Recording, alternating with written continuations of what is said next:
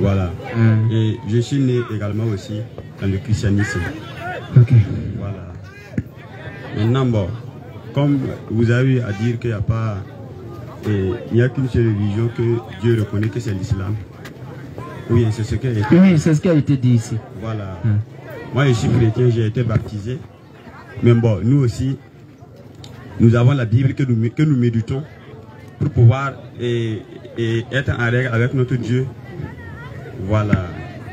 Et par rapport à cela, ce que j'allais vous demander, puisque dans la Bible, il y a Jean 14, verset 6 là, si vous pouvez lire cette partie-là, il est écrit que Jésus-Christ est le chemin, la vérité et la vie qui mène au Père.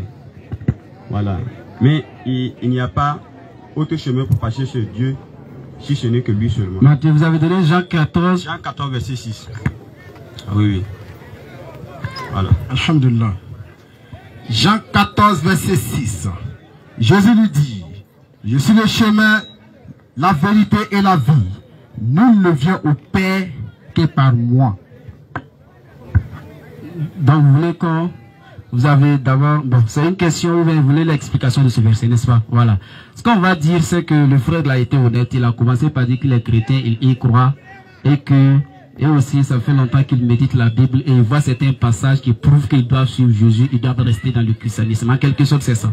Donc, et il a donné un verset de Jean 14, verset 6, que Jésus dit, il dit, je suis le chemin. C'est ce qui est écrit, non? Voilà. Je suis le chemin, la vérité et la vie éternelle. Et nul ne vient au Père sans passer par moi. D'abord, on va prendre le verset dans son contexte. Quand on le veut dans le côté littéral, ou soit quand on veut vraiment expliquer ce verset, Jésus disait à ceux qui le suivaient là, Jean 14, 1. Jean 14. Jean 14, verset 1er. Que votre cœur ne se trouve point. Jean 14, verset 1er.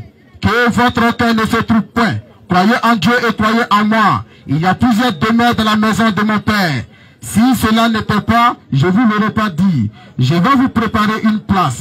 Et lorsque je m'en serai allé, et que vous l'aurez préparé, et que je vous aurai préparé une place, je reviendrai et je vous prendrai avec moi, afin que là où je suis, vous y soyez aussi.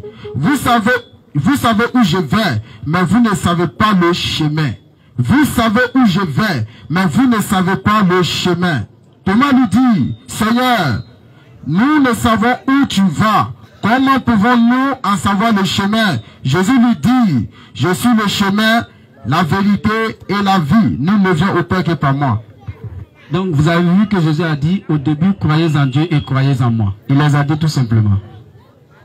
Il les a dit, croyez en Dieu et croyez en moi. Quand il a fini de parler, il a dit que mais je vais aller préparer une place pour vous dans les maisons de mon Père et pas du paradis. Mais le chemin dont il est en train de parler, il dit je vais mais vous ne connaissez pas le chemin où je vais. Le chemin ici, dans le texte de Jean 14 verset 6, c'est tout simplement l'enseignement de Jésus. Si tu suis l'enseignement de Jésus, alors tu auras le paradis. Ce qu'il dit c'est la vérité. Si tu acceptes, tu auras le paradis. Ce qu'il dit là-dedans, c'est pour ça qu'il a dit dans Jean 5 verset 24, pour ajouter à votre verset. Jean 5 verset 24. Jésus dit, en vérité, je vous le dis, celui qui écoute ma parole et qui croit en celui qui m'a envoyé à la vie éternelle ne vient point en jugement, mais il est passé de la mort à la vie.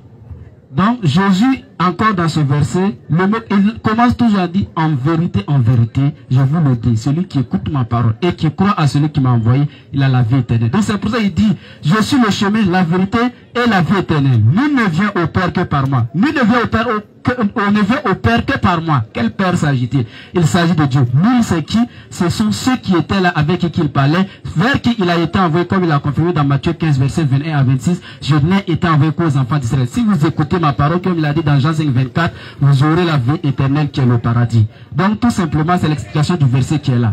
Mais ce verset là, ça ne vous concerne pas. Ça concerne ceux qui étaient à l'époque de Jésus et ceux aussi vers qui Jésus a été envoyé.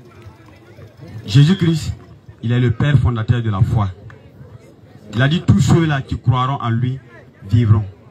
Ça veut dire que le message qui a été prêché en ce moment-là, après le départ de Jésus-Christ, Dieu a suscité, après être élevé à la droite de Dieu le Père, Dieu a suscité ses serviteurs qui ont continué l'œuvre de Dieu dans l'enseignement, dans l'évangélisation, pour faire connaître au monde entier la raison pour laquelle Jésus-Christ lui-même, il était venu dans ce monde-là.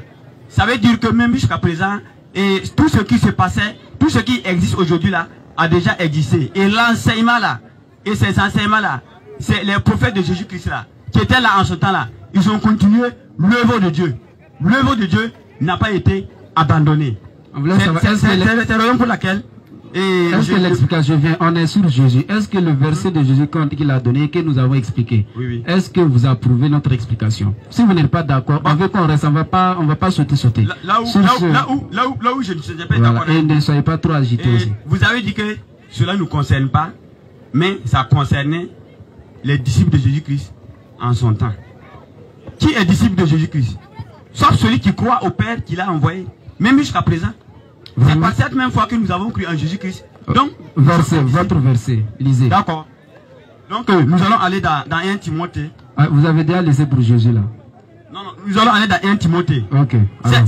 Même les Timothées là, ce sont des disciples de Jésus-Christ. Apôtre Paul a été disciple de Jésus-Christ par la puissance du Saint-Esprit qui a continué l'œuvre de Dieu.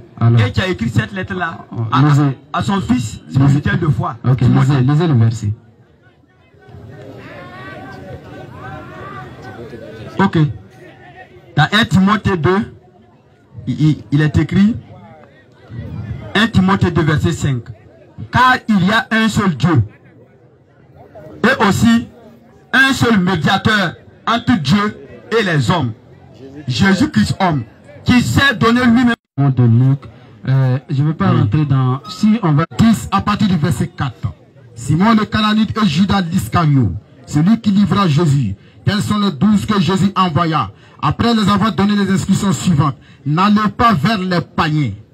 N'allez pas vers les païens et n'entrez pas dans les villes des Samaritains. Allez plutôt vers les prévus perdus de la maison d'Israël. Il va lire Matthieu 15, 24 aussi, à partir du verset 23 à 24, vous allez voir. Matthieu 15 à partir du verset 23. Et il ne lui répondit pas un mot. C'est-à-dire Jésus, il n'a pas répondu un mot à la femme. Jésus ne lui répondit pas un mot et ses disciples s'approchèrent et lui dit avec insistance, renvoie-la car elle crie derrière nous. Verset 24 de Matthieu 15.